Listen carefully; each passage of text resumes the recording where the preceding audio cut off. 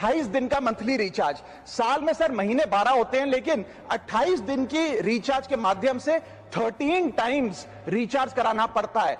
आपको फीलिंग 30 दिन की देते हैं, लेकिन आपसे डीलिंग 28 दिन की करते हैं। रिचार्ज खत्म होने के बाद आउटगोइंग कॉल बंद होना समझ आता है, लेकिन इनकमिंग कॉल बंद होना सरासर मनमानी है। भारत में 125 करोड़ मोबाइल फोन यूजर हैं, जिसमें से 90% प्रीपेड प्लान के यूजर हैं। सर आज मैं प्रीपेड प्लान के जो मोबाइल यूजर्स हैं उनकी ओर से दो समस्याएं उठाना चाहता हूं। सर पहली समस्या है कि रिचार्ज खत्म होने के बाद आउटगोइंग के साथ साथ इनकमिंग कॉल का भी बंद होना। सर जब प्रीपेड प्लान एक्सपायर होता है या मोबाइल रिचार्ज की वैलिडिटी खत्म होती है तो आपकी आवाज बंद कर दी जाती है। फोन मेरा, सिम कार्ड मेरा, नंबर मेरा। तो सर रिचार्ज खत्म होने के बाद आउटगोइंग कॉल बंद होना समझ आता है, लेकिन इनकमिंग कॉल बंद होना सरासर मनमानी है।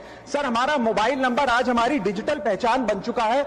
एसेंशियल कम्युनिकेशन जैसे कि UPI payment, banking OTP, train ticket OTP, PAN Aadhaar authentication, interview का कॉल, हॉस्पिटल का कॉल, मां बाप का गांव से कॉल, तमाम चीजें इनकमिंग कॉल और इनकमिंग एसएमएस से आती है, और वो इसलिए बंद कर दिया जाता है कि इंसान एक रिचार्ज कराना भूल गया।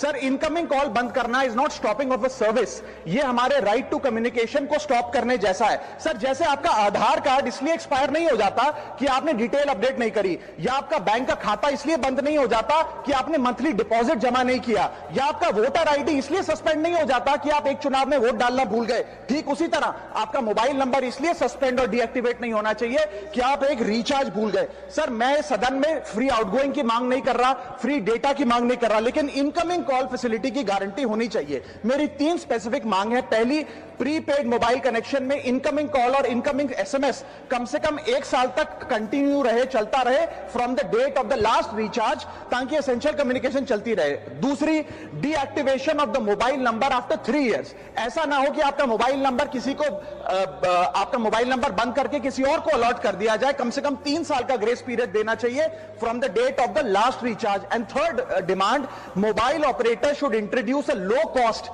Incoming only plan. वो लोग जो सिर्फ इनकमिंग के लिए फोन रखते हैं उनके लिए, जैसे कि 10 रुपए में 180 दिन की इनकमिंग कॉल की फैसिलिटी, इस प्रकार की स्कीम्स मोबाइल ऑपरेटर को लानी चाहिए। दूसरी समस्या जो प्रीपेड कस्टमर्स फेस करते हैं वो है टेलीकॉम ऑपरेटर का 28 दिन का मंथली रिचार्ज। साल में सर महीने 12 होते हैं, लेकिन 28 दिन की रिचार्ज के माध्यम से 13 टाइम्स रिचार्ज कराना पड़ता है। कैसे सर? 28 दिन into 13 times is equal to 364 days। ये एक बड़ी क्लेवर स्ट्रैटेजी है, जिसके चलते आपको फीलिंग 30 दिन की देते हैं, लेकिन आपसे डीलिंग 28 दिन की करते हैं। सर दुनिया में हर जगह बिलिंग साइकिल कैलेंडर मंथ के हिसाब से होती है, 30 या 31 दिन।